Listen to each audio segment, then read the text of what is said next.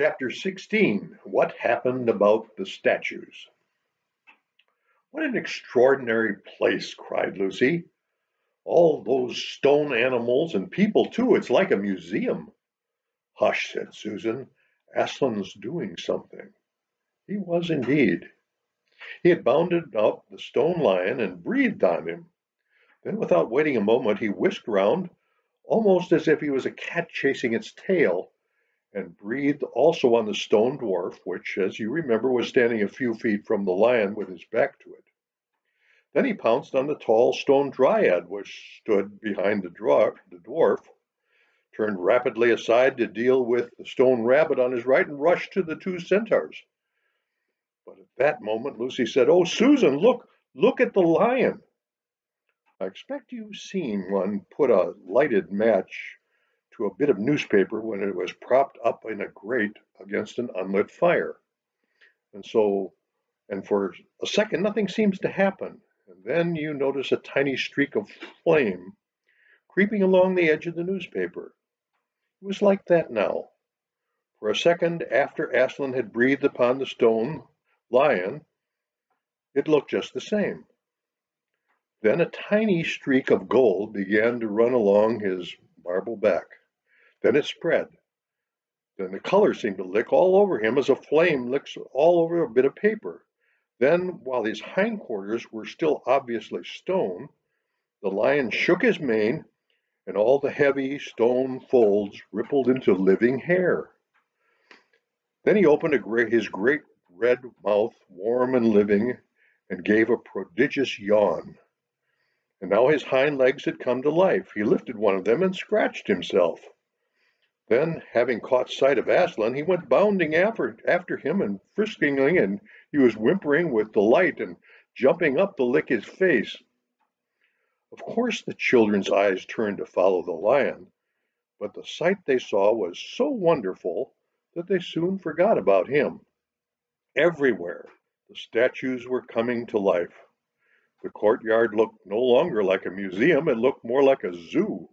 Creatures were running after Aslan and dancing round him till he was almost hidden in the crowd. Instead of all the deadly white of the courtyard was now a blaze of colors, glossy chestnut sides of the centaurs and indigo horns of the unicorns, dazzling plumage of birds, reddy brown of foxes and dogs and satyrs, yellow stockings and crimson hoods of dwarfs, and the birch girls in silver, and the beech girls in fresh transparent green, and the larch girls in green so bright it was almost yellow.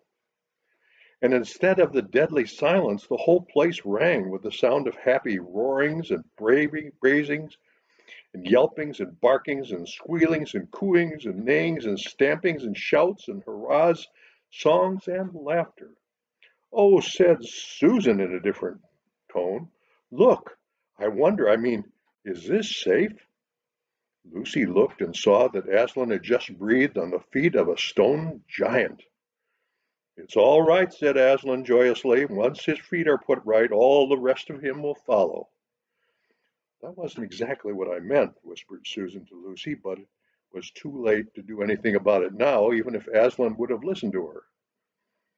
The change was already creeping up the giant's legs. Now he was moving his feet. A moment later he lifted the club off his shoulder and rubbed his eyes and said, "Bless me, I must have been asleep. Now, where's that dratted little witch that was running about on the ground? Somewhere just by my feet it was." But when everybody had shouted up to him to explain what had really happened, and when the giant had put his hand to his ear and got them to repeat it all again so that at last he understood, then he bowed down till his head was no further off the top of a haystack and touched his cap repeatedly to Aslan, beaming all over his honest, ugly face. Giants of any sort are now so rare in England, and so few are good-tempered that 10 to 1 you have never seen a giant when his face is beaming. It's a sight well worth looking at. "Now for the inside of the house," said Aslan. "Look alive, everyone, upstairs and downstairs and in my lady's chamber. Leave no corner untouched. You never know when some poor prisoner may be concealed.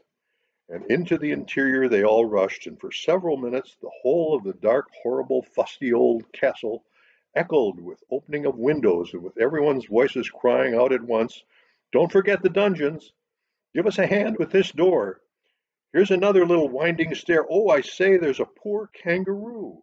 Call Aslan! Phew, how it smells in here! Look out for trapdoors up here!" There were a whole lot more of the landing, but the best of all is when Lucy came rushing upstairs shouting out, "Aslan! Aslan, I've found Mr. Tumnus! Oh, do come quick!" A moment later, Lucy and the little fawn were holding each other by both hands and dancing round and round for joy. The little chap was none the worse for having been a statue, and was, of course, very interested in all she had to tell him. But at last the ransacking of the witch's fortress ended. The whole castle stood empty, with every door and window open, and the light and the sweet spring air flooding in to all the dark and evil places which needed them so badly. The whole crowd of liberated statues surged back into the courtyard, and it was then that someone, Tumnus I think, first said, "But how are we going to get out?" For Aslan had got in by jump, and the gates were still locked. "That'll be all right," said Aslan, and then rising on his hind legs, he bawled up at the giant, "Hey, hi, you up there, what's your name?" "Giant Rumble-Buffin, if you please, your honor," said the giant, once more touching his cap. "Well then, Giant Rumble-Buffin," said Aslan, "just let us out of this, will you?" "Certainly, your honor, it'd be my pleasure," said Giant Rumble-Buffin. "Stand well away from the gates, all you little uns." Then he strode to the gate himself, and bang, bang, bang went his huge club. The gates creaked at first, then they cracked at the second blow, and shivered at the third. Then he tackled the towers on each side of them, and after a few minutes of crashing and thudding, both the towers and a good bit of the wall on each side went thundering down in a mass of hopeless rubble. And when the dust cleared, it was odd, standing in that dry, grim, stony yard, to see the gap, all the grass and the waving trees and the sparkling streams of the forest, and the blue hills beyond, and beyond them the sky. "Blowed if I ain't all in muck sweat," said the giant, puffing like the largest railway engine. "Comes of being out of condition, I suppose. Neither of you young ladies has such a thing as a pocket handkerchief about you." "Yes, I have," said Lucy, standing on her tiptoes, and holding her handkerchief up as far as she could reach.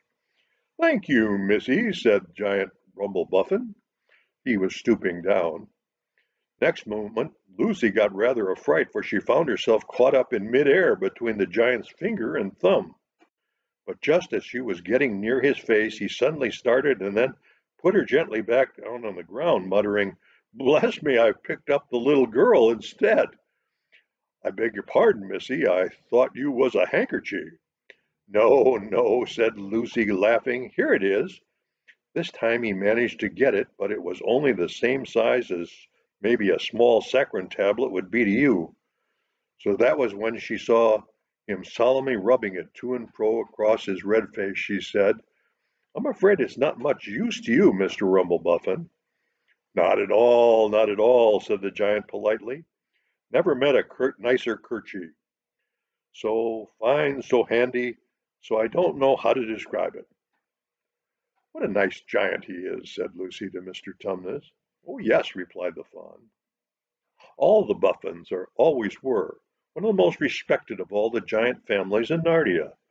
Not very clever, perhaps. I never knew a giant that was. But an old family, with the traditions, you know. If he'd been the other sort, she'd never have turned him into stone." At this point Aslan clapped his paws together and called for silence.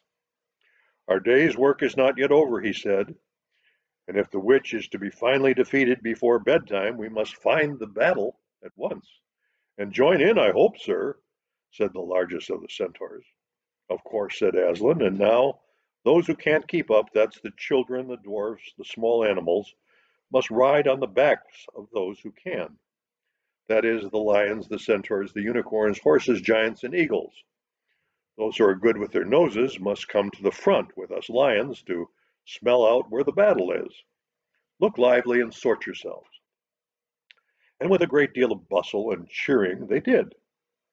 The most pleased of the lot was the other lion, who kept running about everywhere pretending to be very busy, but really in order to say to everyone he met, "Did you hear what he said? Us lions. That means him and me, us lions. That's what I like about Aslan's. No side, no standoffish. Us lions. That meant him and me." At least he went on saying this till Aslan had loaded him with 3 dwarfs, 1 dryad, 2 rabbits, and a hedgehog. That steadied him a bit. When all were ready, it was a big sheepdog who actually helped Aslan the most in getting them sorted into their proper order. They set out through the gap in the castle wall.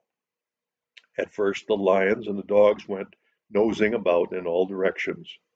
But then suddenly one great hound picked up the scent and gave a bay.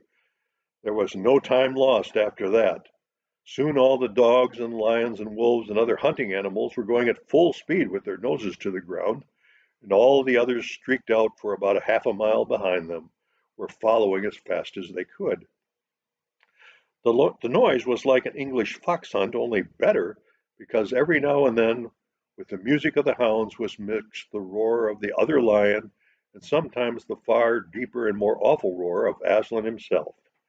Faster and faster they went, and as the scent came easier and easier to follow. And just as they came around the last curve in a narrow winding valley, Lucy heard above all these noises another noise, a different one, which gave her a queer feeling inside. It was the noise of shouts and shrieks and the clashing of metal against metal. Then they came out of the narrow valley, and at once she saw the reason. There stood Peter and Edmund and all the rest of Aslan's army fighting desperately against a crowd of horrible creatures whom she had seen last night. Only now in the daylight they looked even stranger and more evil and more deformed. There also seemed to be far more of them. Peter's army, which had their backs to her, looked terribly few, and there were statues dotted all over the battlefield, so apparently the witch had been using her wand. But she did not seem to be using it now. She was fighting with a stone knife. It was Peter she was fighting, both of them going as hard as they could, that Lucy could hardly make out what was happening. She only saw the stone knife and Peter's sword flashing so quickly they looked like 3 knives and 3 swords. That pair were in the center. On each side of the line stretched out, horrible things were happening wherever she looked. "Off my back, children," shouted Aslan, and they both tumbled off. Then with a roar that shook all Narnia from the western lamppost to the shores of the eastern sea, the great beast flung himself upon the White Witch. Lucy saw her face lifted toward him for 1 second with an expression of terror and amazement. Then lion and witch rolled over together, but the witch underneath, and at the same moment all warlike creatures whom Aslan had led from the witch's house rushed madly along the enemy lines. Dwarfs with their battle axes, dogs with their teeth, the giant with his club, and his feet also crushed dozens of the foe, unicorns with their horns, centaurs with swords and hoofs. And Peter tired army cheered, and the newcomers roared, and the enemy squealed and gibbered till the wood re-echoed with the din of that onset. Here ends chapter 16.